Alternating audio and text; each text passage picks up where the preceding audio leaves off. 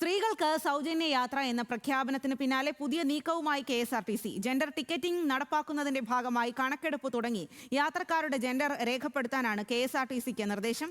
ചന്തു കൂടുതൽ വിവരങ്ങളുമായി ചേരുകയാണ്. ചന്തു, ഈ ഒരു കോൺഗ്രസിന്റെ 5 ഗ്യാരണ്ടിയിലെ ഏറ്റവും പ്രധാനപ്പെട്ട ഒന്നായിരുന്നു സ്ത്രീകൾക്ക് KSRTC ബസ്സിൽ സൗജന്യ യാത്ര എന്നുള്ളത്. കാര്യം നടപ്പിലാക്കും എന്ന് തന്നെയാണോ ഇപ്പോൾ വരുന്ന വിവരങ്ങളിൽ നിന്നും മനസ്സിലാവുന്നത്?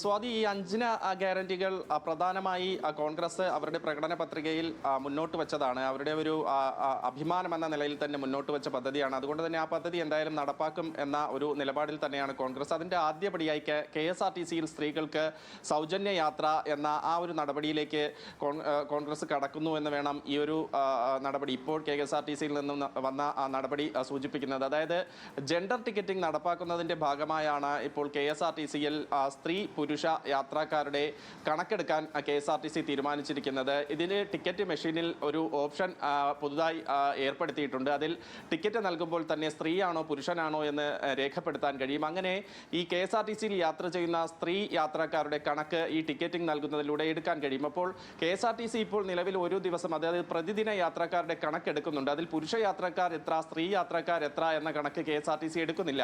ഈ ജെൻഡർ ടിക്കറ്റിന്റെ ഭാഗമായി സ്ത്രീ യാത്രക്കാരുടെ കണക്കെടുക്കുന്നതോടുകൂടി എത്ര സ്ത്രീ യാത്രക്കാരാണ് പ്രതിദിനം KSRTCയിൽ യാത്ര ചെയ്യുന്നത് എന്നത് സംബന്ധിച്ച് കൃത്യമായ വിവരം ലഭ്യമാകും.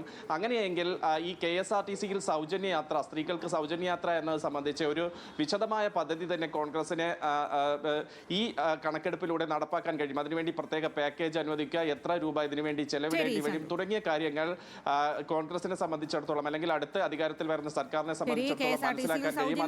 സ്ത്രീകൾക്ക് എന്നുള്ള കാര്യം അത്തരം നീക്കങ്ങളിലേക്കൊക്കെ കടക്കുന്നു. സ്ത്രീകളുടെ യാത്രക്കാരുടെ കണക്കെടുക്കുന്ന നടപടികളിലേക്ക് കടക്കുന്നു. ആ വിവരങ്ങളാണ് ചന്തു നൽകിയത്.